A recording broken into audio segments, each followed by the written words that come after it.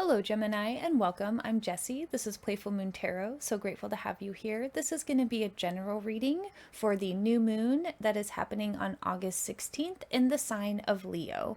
I'm going to read the Sabian symbol just so we can get a little bit of a taste of the flavor of this new moon. This symbol speaks to inner reality and to total immersion in some self-exalted task or goal.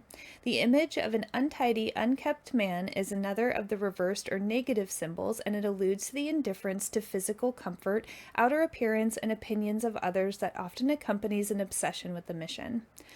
The suggestion here is that whatever the individual has brought to center in his person from the outer world will be refined, developed, and poured back in for the benefit of those who will accept and use it. The earliest description of this image describes the figure as a yogi of transcendence powers, thereby alluding to the spiritual quality of this particular degree. At its highest, this symbol indicates unflustered finesse in handling all practical matters and a wisdom born of experience, and the negative is self-obsession and irresponsibility or self-neglect. So it's a Sabian symbol book if you guys want to pick that up. It's just kind of like a little bit of the energy of this reading. Or this moon. For this reading, changes in the home space, anybody? Yeah, there's definitely some new energies coming in.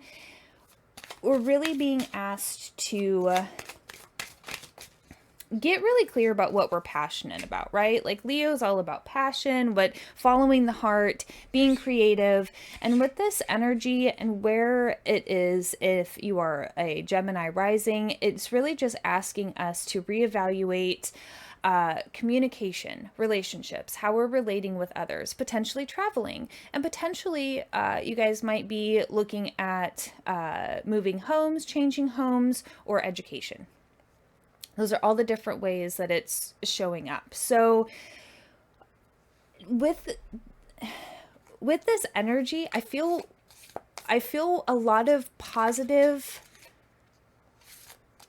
excitable energy. Once you get through the icky sticky of it, and when you embrace the new changes that are on the horizon, I'm feeling this really like loving energies, like such new opportunities just like coming in. I'm really feeling this just like a really positive shift. It feels really sticky right now, and there's definitely, I feel for a lot of you, there's going to be like a releasing and a loss that comes with this, but it's like a time to restructure and rebuild and really reevaluate where you're going. But there's also just through the icky and sticky of it, I can't help but feel this real sense of the positive changes. And I feel we have been doing this, like Geminis have really been working on this recently. And I feel it's starting to have some positive ripple effects in our lives. The sun, I feel like because some of these things that we have been embracing over the last couple months and some of these changes that we've allowed in so far, I really feel that for a lot of you Geminis, there's like some new potentials, new possibilities. Even with the energy feeling tricky and sticky, I still feel this optimism, this hope, this just this drive to keep wanting to move forward. And with the Fool card being here, I really feel like there are new opportunities coming in for us, this new path. So a lot of this is happening around our home space, but it's also in communication and relationships. So how are you relating to others really is kind of that main focus. Any type of relationship challenges coming up just might be something to really pay attention to. Is this, the relationship for me right now, or do I need to leave it? And with the Hierophant, I really feel like for a lot of you, you guys might be turning more into a spiritual way of thinking about things right now, really kind of seeing the bigger picture at the end of the day, really seeing where all of these new changes and shakeouts could lead you, and really kind of looking Yeah, just looking at things in a different way. Some of you might actually even be like pairing up with an energy worker, a Reiki healer, something like that. Some type of a mentor with higher education learning. For some of you, you guys might have just recently signed up for a class or something like that.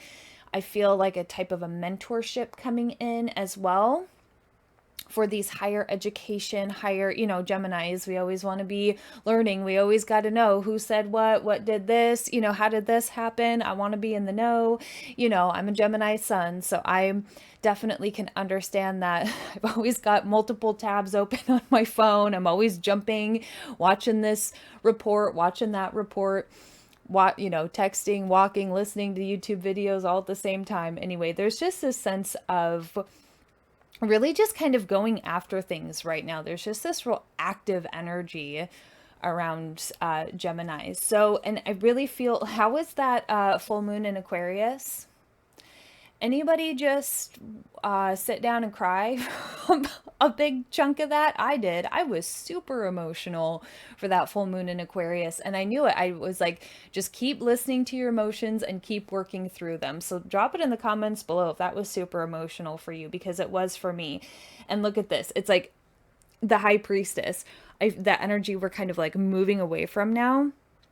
I really have been paying attention to my inner knowing and just my intuition. And I'm wondering if you guys have been too. Have you guys just been getting like deja vu moments, or just really strong, powerful, like, I need to follow this path, like very much this Fool energy. I don't know why. I just got to keep the faith and I just have to follow this new path. Let me know in the comments down below if that's been showing up for you guys. 5 of discs. I really feel like this is just all the emotional baggage that came up around the full moon that we were asking to kind of move through and work towards and like hold space for, which then really had this release for us. And I really feel this release around this energy for those that kind of like were doing that interpersonal work that was kind of icky. I mean, it felt good to have that release, but some of it was like, whew, it was really strong and powerful. And with the lovers, I've really been, especially in my personal life too, relationships have really been on the table for me. Siblings, you guys could be having relationship confrontations with siblings currently, how you're relating, how you're not relating, old family wounds, old family traumas coming to the surface. Also with Venus being in retrograde, I feel like how we are relating with other people too is really being kind of just, we're just asked to be kind of revisiting how we're connecting with other people, how we are being in our heart space, or are we avoiding our heart space with this lovers and like this new Fool energy with that new path coming in and the Queen of Discs. I feel you guys are going to understand that this process, this new process, even though this new path is opening and we have all of these possibilities coming at us, I feel this understanding that things are going to take time. Things are going to need to kind of build slowly, and things also need to be transitioned slowly. There's a sense, even though I know that the energy for me has been very much like, go and do this and make this change, but also my inner knowing has been telling me, slow down, get grounded, get really clear-headed, don't make changes too fast. But definitely all of this has been resonating in my personal life as well. As I'm watching these astrology forecasts, I'm just like, whew. So the energy we're moving towards with the Hierophant, with this new path coming in for us, these new ways, I feel like it's going to create a point in which we can turn back and reflect. And also, again, with Venus being in retrograde, I really feel some of these relationships that are getting a little bit sticky, that might not be necessarily needing to be ended, but they need to be, we need to find a new way to connect with some of our connections. If we're meant to keep them in our life, there's a sense that we need to reevaluate how we're connecting with them now and how that is going to change in the future, which could potentially cause a little bit of heartache.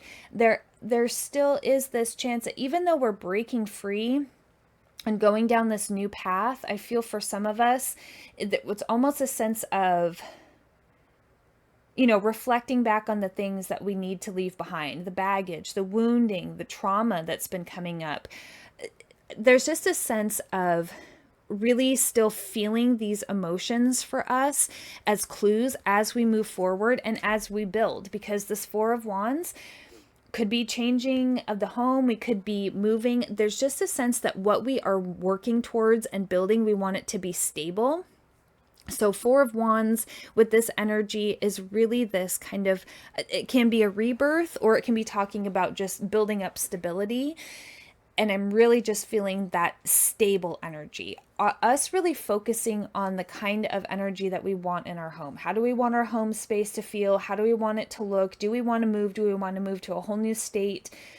There's just this real sense of wanting to refreshen, and to also be looking at the relationships around the home space too. There's some